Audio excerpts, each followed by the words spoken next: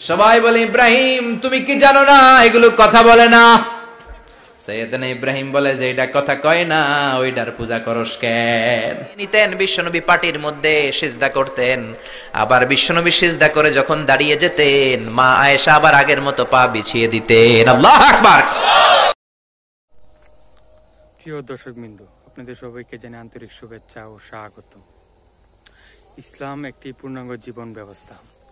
ইসলাম আমাদেরকে শিখেছে কিভাবে চলতে হবে, কিভাবে কথা বলতে হবে, কিভাবে মানুষকে ভালোবাসতে হবে এবং কিভাবে আল্লাহর সন্তুষ্টি অর্জন করতে হবে। আজকের এই আলোচনায় আমরা কোরআন ও হাদিস থেকে কিছু শিখব এবং জীবনের ভুলগুলো সংশোধন করব এবং যা শিখব তা নিজের জীবনে এবং পরিবারের জীবনে বাস্তবায়ন করব। তাই চলুন আজকের আলোচনা শুরু করি। সবাই মন দিয়ে আলোচনা শুনুন। এরপরে বাৎসরিক পূজা অনুষ্ঠানের দিন আসলো। কিছুদিন আগে একটা হয়েছে না সরস্বতী, এটা বোধহয় হিন্দু ভাইদের বিদ্যার দেবী। এরা এক একজনের কাছে এক একটা জিনিস নিয়ে যাওয়া লাগে। আমরা সব জিনিস চাই একজনের কাছে, তিনি কে? আল্লাহ। এটা কঠিন না সহজ? বিদ্যার জন্য ওই মন্দিরে, সৌন্দর্যের জন্য এই মন্দিরে, খাদ্যের জন্য দুর্গার কাছে, ঝামেলা না? আমরা সব কিছুর জন্য একজনের কাছে যাই, তিনি কে? আল্লাহ। বাৎসরিক পূজা অনুষ্ঠানে সবাই ইব্রাহিম রে ধরছে, ইব্রাহিম চল আমরা পূজা দিতে যাব। সাইয়েদনা ইব্রাহিম ফানাযারা নাযরাতান ফিন নুজুম, তাকালেন আকাশে আর বললেন ইন্নী সাকিম, আমি যেতে পারবো না, আমি অসুস্থ।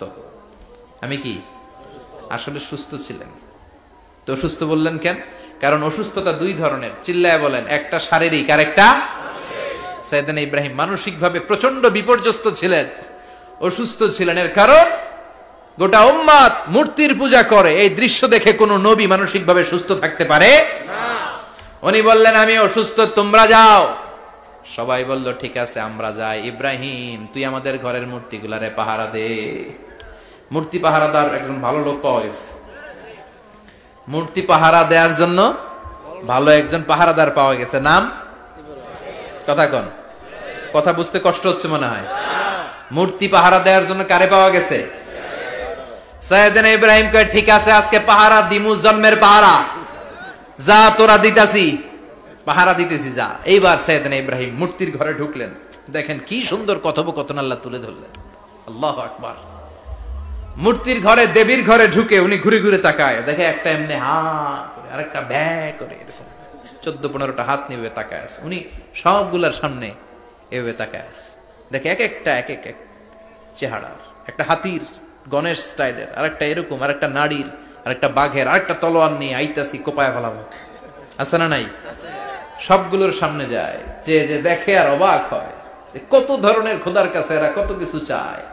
আর যে দেখে প্রত্যেকটার সামনে ডেজার্টস আইটেম, মিষ্টান্ন, এক একটার সামনে রসমালাই, এক একটার সামনে কালো জাম, লাল জাম, রসগোল্লা, চামচাম, দুধ মালাই, মালাই চপ, আছে না নাই? জিব্বায় পানি চলে আসছে নাকি? তো সাইয়েদনা ইব্রাহিম অবাক, কি রে এত মূর্তি, এত ডিজাইন, এত ভাবে এরা অঙ্গভঙ্গি করে আছে, এত খাবার দেয়া, খায় না কেন? সাইয়েদনা ইব্রাহিম ভাবলেন মনে হয় নাগাল পাই না, আমি একটু তুল্লা ধরি। উনি রসমালাইয়ের বাটিটা নিয়ে যেটা হা করে আছে ওইটার সামনে যায়, কয় খা। কি কয়? বানাই কইতেছি মনে হয়।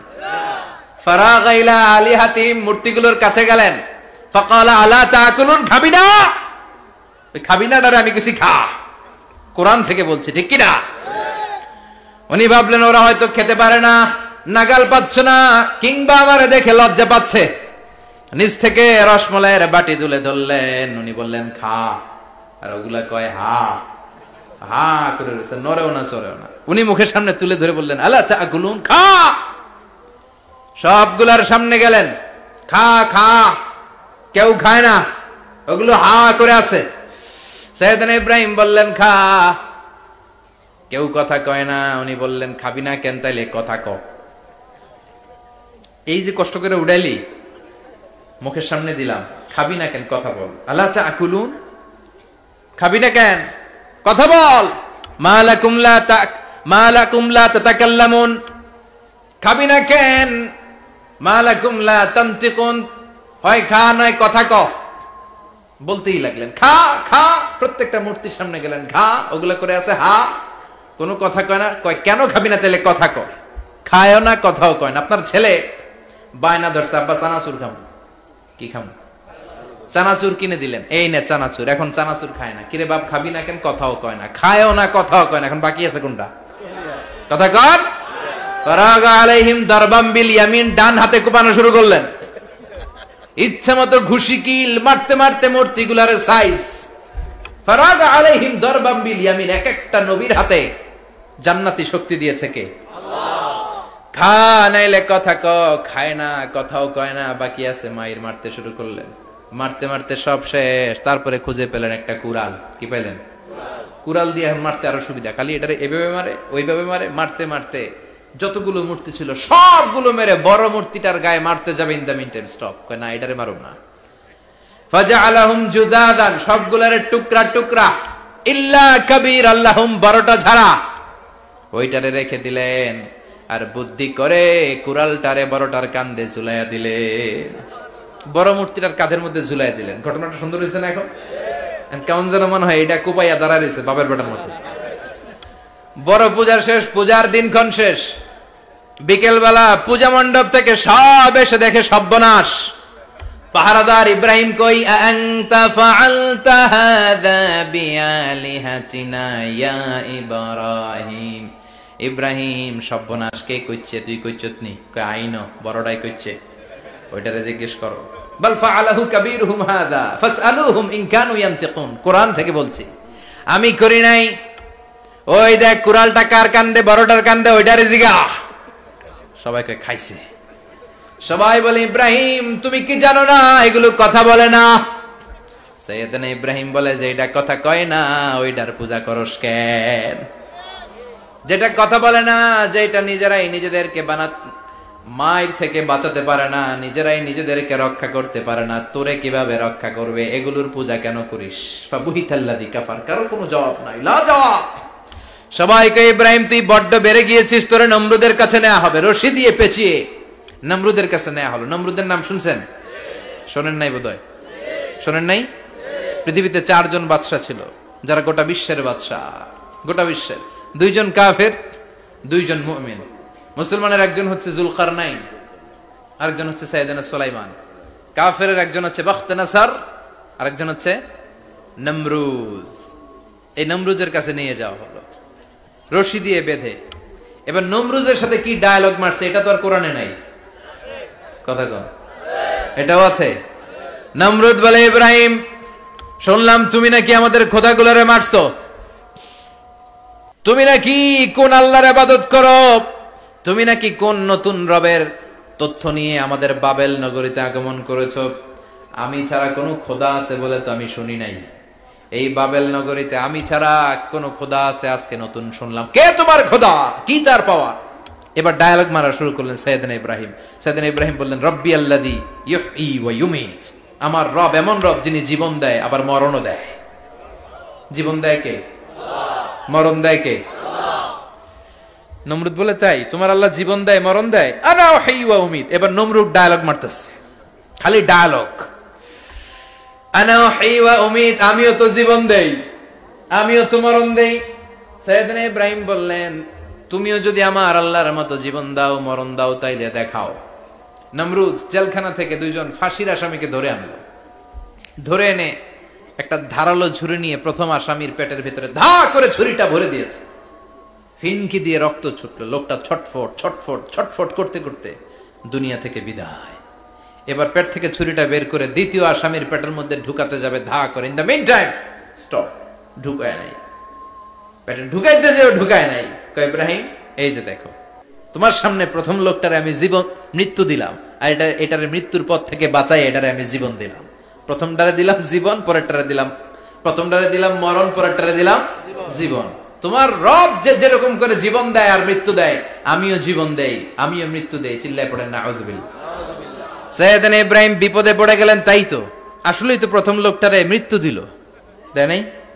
কথা কন, ছুরি মেরে রক্ত বের করে ওর মৃত্যু দেয় নাই? পরের লোকটারও একই ভাবে মৃত্যু দিতে যে সেখান থেকে বাঁচিয়ে জীবন দিল। ভেজাল আছে না নাই? এবার সাইয়েদনা ইব্রাহিম বলে, ফাইন্নাল্লাহা ইয়াতি বিশ-শামসি মিনাল মাশরিকি ফাআতি বিহা মিনাল মাগরিবি ফাবুহিতাল্লাযী কাফার। সাইয়েদনা ইব্রাহিম বললেন, বুঝলাম তুমি আমার আল্লাহর মতো জীবন দাও, বুঝলাম তুমি আমার আল্লাহর মতো মরণ দাও, কিন্তু নমরুদ খেয়াল করে শোনো, আমার আল্লাহ প্রতিদিন সকাল বেলায় পূব আকাশ থেকে জল জলে সূর্যটা উঠায়। তোমার যদি এরকম কোন ক্ষমতা থাকে, তুমি আগামীকাল সকাল থেকে পূর্ব দিক থেকে সূর্য না উঠিয়ে পশ্চিম দিক থেকে সূর্যটা উঠাও। ফাবুহিতাল্লাযী কাফার, এবার ধরা গেছে, এবার জায়গার মধ্যে ধরা, একেবারে স্টপ, লা জবাব। নমরুদের মুখে কোনো জবাব নাই। এবার নমরুদের মেজাজ নরম নাকি গরম? কথা কন। গরম মেজাজ নিয়ে কয়, হাররিকু, এটারে আগুনে জ্বালা, এটারে আগুনে ফেল। নমরুদ বুঝে নাই যে আগুনের মালিক কে। বিশাল আগুনের কুণ্ডলি পাকিয়ে সাইয়েদনা ইব্রাহিমকে আগুনের মধ্যে ফেলে দেয়া হলো।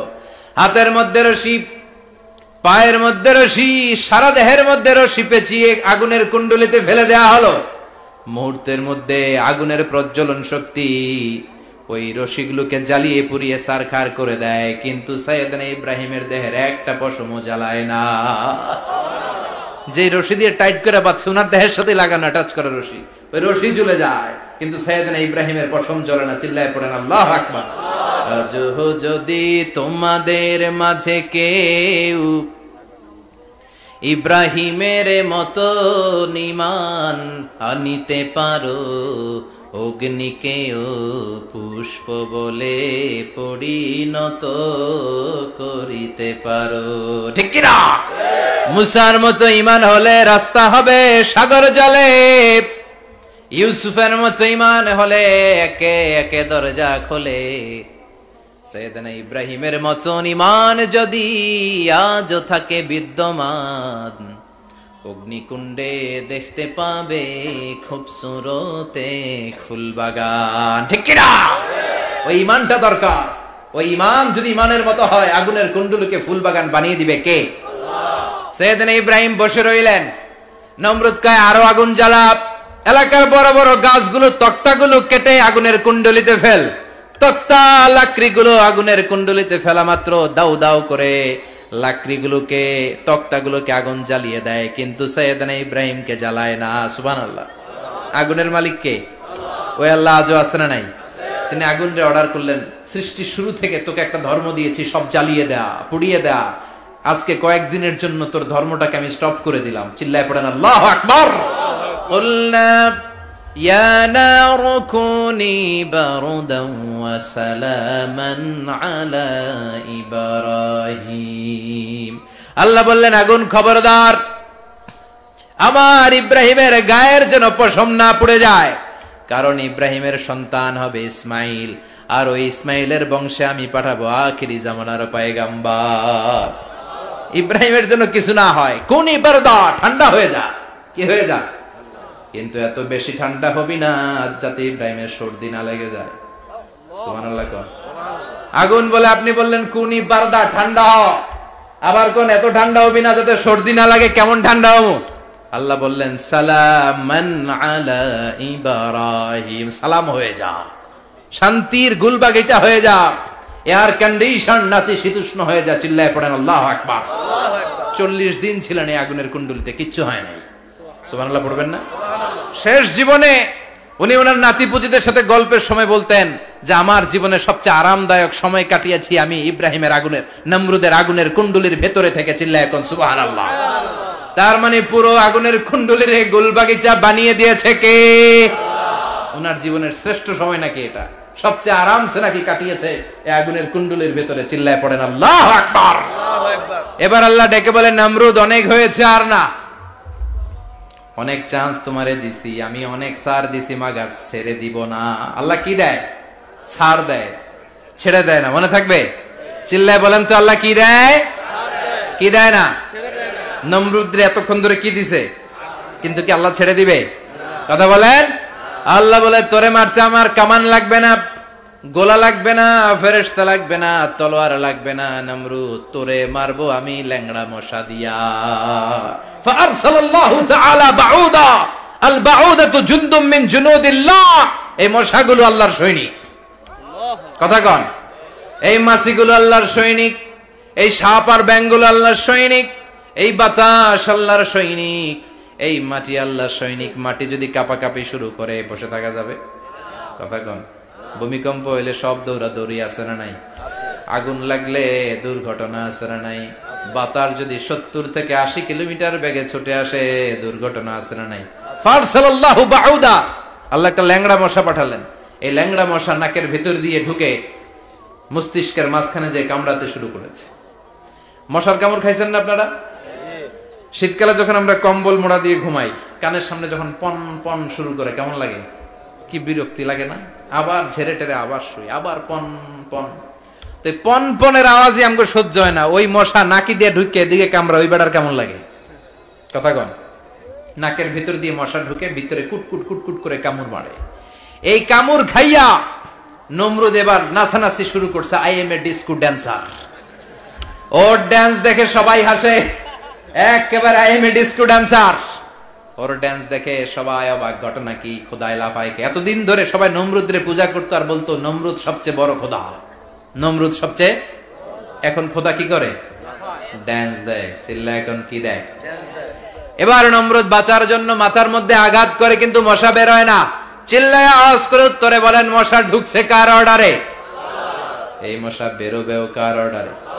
মাথার মধ্যে আঘাত করে ঘুষি মারে, কিল মারে, কিন্তু মশা বের হয় না।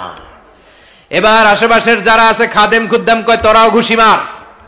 খাদেম খুদ্দাম মনে মনে কয়, আজীবন অনেক মারছস, আজকে আমরা মারুম। সুযোগ পায়া কিলের উপর কিল আর ঘুষি। আজীবন অনেক কাজ করাইছিস আমাদেরকে দিয়ে, অনেক জুলুম করেছিস, আজকে সুযোগ পাইছে মতো মাইরা লই। খাদেম খুদ্দাম ওরাও কিল ঘুষি। ঘুষাইতে ঘুষাইতে চেহারার মানচিত্র পাল্টাই দিছে, মাকার মশা বের হয় না। এই মশা ঢুকছে কারা দেশে? কথা কন। এই মশাটা যদি বেরোতে হয় অর্ডার লাগবে একজনের। চিৎকার করে বলেন, চিনি কে? নিজেও মারে, বেরোয় না। খাদেম খুদ্দামরা মাথার মধ্যে কিল ঘুষি মারে, বেরোয় না। নমরুদ কয়, এবার আমারে জোতা মার। কি মার? আমরা পরি প্লাস্টিকের জুতা, বাটার জুতা, অ্যাপেক্সের জুতা। আগে পড়তো খরমের জুতা। খরমের জুতা বানাই কি দিয়া? কথা কন। এবার কাঠের জুতা দিয়া খাদেম খুদ্দামরা মাথার মধ্যে বাড়ি। পিটাইতে পিটাইতে মাথাটাকে ফাটিয়ে রক্তাক্ত করে জামিনের মধ্যে নমরুদরে শুইয়ে দিয়েছে। আর আল্লাহর সৈনিক সেই বাউদা মশা নাকের ভেতর থেকে শূন্যে উড়াল মেরেছে। চিল্লায় পড়েন আল্লাহু আকবার। তার মানে এত শক্তিশালী হয়েও, গোটা বিশ্বের রাজা হয়েও নমরুদের ক্ষমতা নমরুদরে বাঁচাতে পারে নাই। চিল্লায় বলেন ঠিক কিনা? এজন্য ক্ষমতা কাউরে বাঁচাতে পারে না, দাপট কাউরে বাঁচাতে পারে না, অহংকার কাউরে বাঁচাতে পারে না, সৈন্যবাহিনী কাউরে বাঁচাতে পারে না। বাঁচাতে পারে একজন। চিৎকার করে বলতে হবে, তিনি কে? পৃথিবীতে কেউ তো স্থায়ী হয় না, হোক না সে ফেরাউন কিবা নমরুদ। কেউ ভাবে চিরদিন রয় না, কেউ ভাবে চিরকাল রয় না। পৃথিবীতে কেউ স্থায়ী হয় না। নমাজে পড়ো আজ দিলে মে তোমার চরণ তলে, হৃদয় যায় নামাজ। হে নামাজি আমার ঘরে নামাজে পড়ো আজ দিলে মে তোমার চরণ তলে, হৃদয় যায় নামাজ। আল্লাহু আকবার পড়েন। তিনি দোয়া করলেন, আল্লাহ রব্বি জাআলনি মুকিমাস সালাহ। আল্লাহ আপনি আমার নামাজ কায়েমকারী বানান। কি কায়েমকারী? তার মানে নামাজ পড়লে সবাই মিলে পড়তে হবে, ঠিক কিনা? নামাজ কায়েমকারী বানান। আমার সন্তান ইসমাইলের নামাজ কায়েমকারী বানান। আমার দোয়াটা কবুল করেন। কবুল করে নিল কে?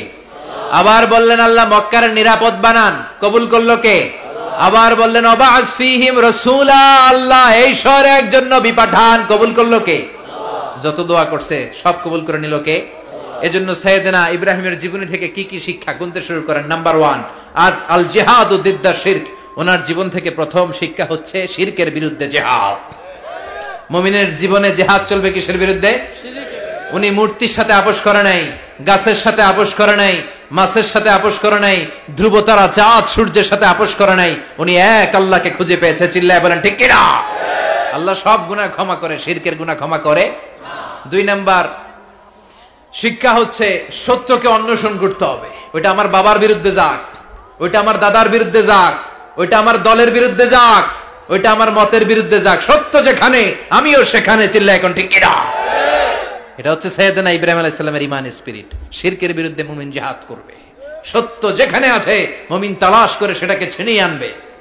সাইয়েদনা ইব্রাহিমের জীবনী থেকে 3 নাম্বার শিক্ষা হচ্ছে ভিশনারি অ্যাটিটিউডের হতে হবে মুমিনের। আমরা খালি 10 বছরের হিসাব করি, 20 বছর, 50 বছর। ইহুদিরা হিসাব করে 200 বছরের।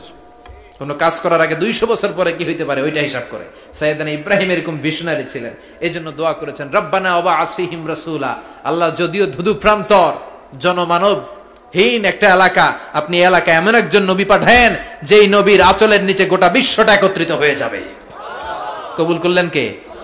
কি ভিশন দেখছেন, কি ভিশনারি অ্যাটিটিউড। তিনি তখন থেকেই বিশ্বনবীকে দেখতে পেয়েছিলেন। এজন্য ভিশনারি অ্যাটিটিউডের হন, স্বপ্নবাজ হন। স্বপ্ন সেটা না যেটা মানুষ ঘুমিয়ে ঘুমিয়ে দেখে, স্বপ্ন সেটা যেটা অর্জনের আকাঙ্ক্ষা মানুষকে ঘুমাতে দেয় না। এটা ছিলেন সাইয়েদনা ইব্রাহিম, ভিশনারি অ্যাটিটিউডের ছিলেন। 4 নাম্বার শিক্ষা, যোগ্য প্রজন্ম তৈরি করে যাওয়া। উনি কি প্রজন্ম তৈরি করছে দেখেন। প্রথম ছেলে ইসমাইল, দ্বিতীয় ছেলে ইসহাক। ইসহাকের চ্যানেলে বনি ইসরাইলের সব নবীরা আসলো, আর এই চ্যানেলে বিশ্ব নবী আসলো। তার মানে বাপকা বেটা সিপাহিকা ঘোড়া। প্রজন্ম তৈরির দরকার আছে না নাই? শিরকের বিরুদ্ধে লড়াইয়ের দরকার আছে না নাই? আর নবীদেরকে মডেল হিসেবে মানার দরকার আছে না নাই? আমাদের মডেল কি কবিরা না নবীরা? নায়করা না নবীরা? নেতা নেত্রীরা না নবীরা? আমরা যেন নবীদেরকে মডেল হিসেবে মেনে জান্নাতে উপযুক্ত হতে পারে। আল্লাহ তুমি তৌফিক দান করো।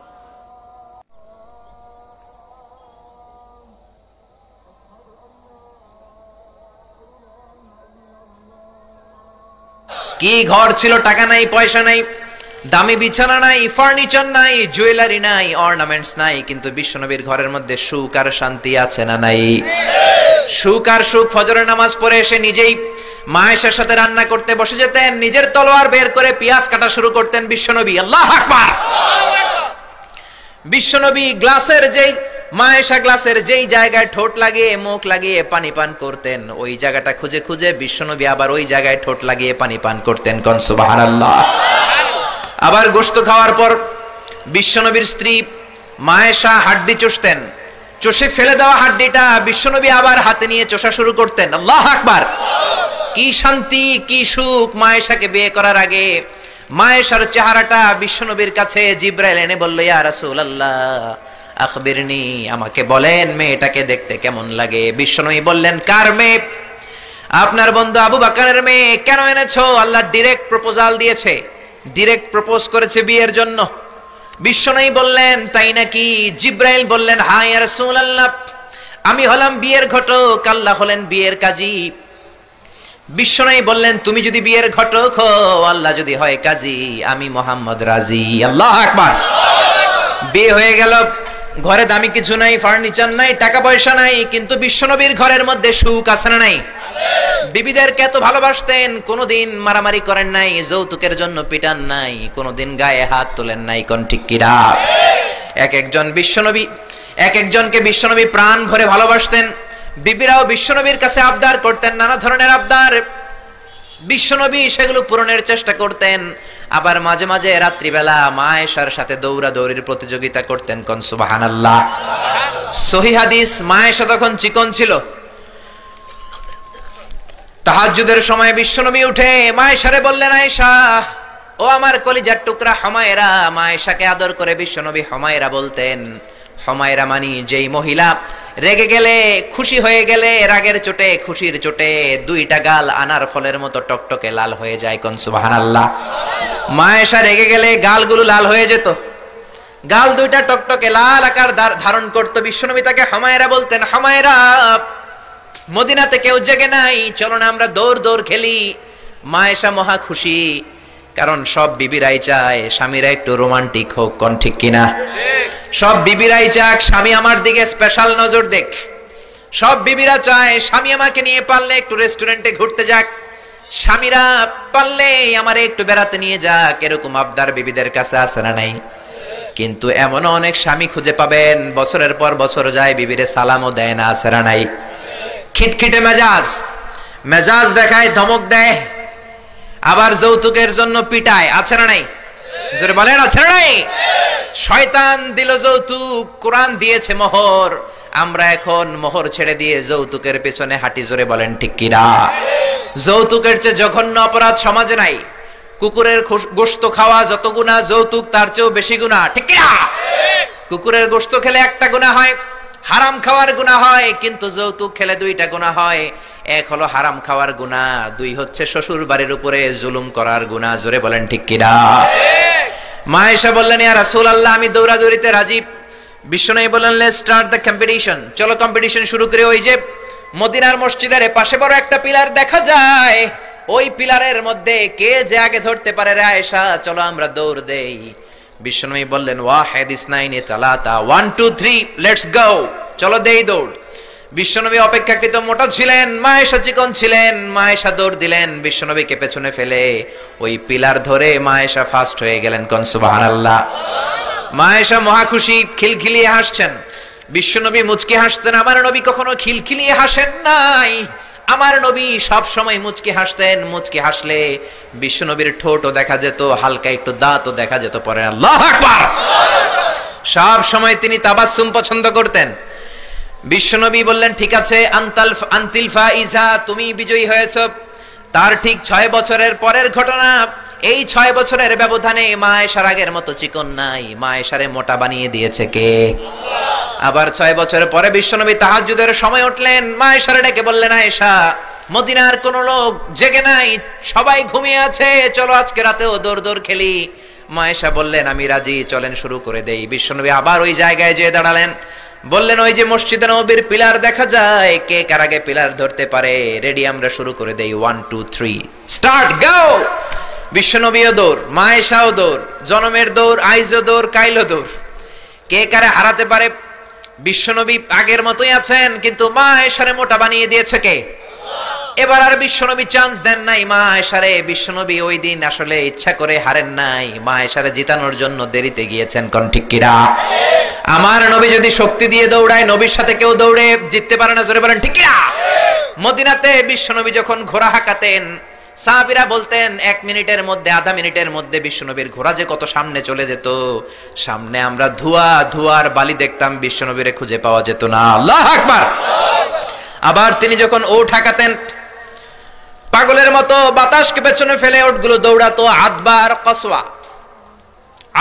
আর কসওয়া, এই দুইটা ওট নবী ব্যবহার করতেন। নবী কি ব্যবহার করতেন এগুলো জানেই না। সালমান খান কোন ব্র্যান্ডের টিস্যু দিয়া টয়লেটে যায় এটাও জানে।